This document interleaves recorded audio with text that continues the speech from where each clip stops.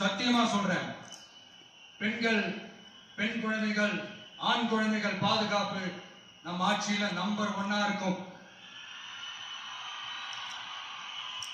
சட்டம் ஒழுங்கு ரொம்ப ரொம்ப ஸ்ட்ரிக்டா இருக்கும். அரசு பள்ளிக்கூடங்களும் கல்லூரிகளும் முதல் தரமா இருக்கும். போட்டி தேர்வுகளுக்குன்னு லட்சங்களை கொட்டி தனி கோச்சிங் சென்டர் போய் படிக்க அவசியமே இருக்காது.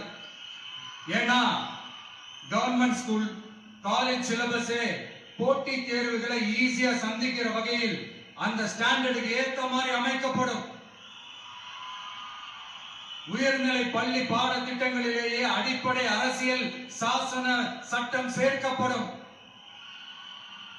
மாநில மற்றும் ஒன்றிய அரசு அலுவலகங்கள், வங்கிகளின் செயல்பாடுகள் மற்றும் அவற்றை அணுகும் முறை குறித்து மாணவர்களுக்கு தெளிவான புரிதலை ஏற்படுத்தும் வகையில் தேர்வுகள் அற்ற செயல்முறை பாடமாக கற்பிக்கப்படும். இந்தியா முழுக்க உள்ள ஒன்றிய அரசு சார்ந்த கல்வி நிலையங்கள் மற்றும் அதன் சேர்க்கை அட்மிஷன் குறித்து புரிதலும் தெளிவும் மாணவர்களுக்கு உருவாக்கப்படும். அனைத்து அரசு பள்ளிகளிலும் பெண் குழந்தைகளுக்கு சுத்தமான, சுகாதாரமான மற்றும் தரமான கதவுகள் பொருத்தப்பட்ட ரெஸ்ட் ரூம்கள் அமைப்பது உறுதி செய்யப்படும். போதைப் பொருட்கள் இல்லாத தமிழகம் உருவாக்கப்படும்.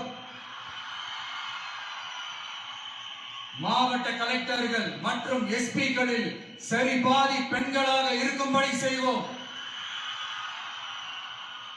மலை கிராமங்களில் அரசு ஆரம்ப சுகாதார நிலையங்கள் பிரசவம் பார்க்கும் வசதியுடன் அமைக்கப்படும். பஸ் போக்குவரத்து இல்லாத கிராமங்கள் மற்றும் மலை கிராமங்களே இல்லை என்ற நிலை உருவாக்கப்படும்.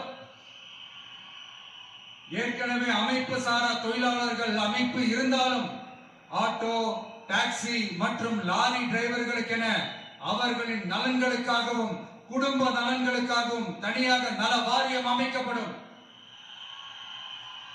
தென் தமிழகம் உட்பட தமிழகத்தின் தேவையான பகுதிகளில் தொழிற்சாலைகள் அமைக்கவும் தொழில் வளம் பெருக்கவும் தனி கவனம் செலுத்தப்படும்.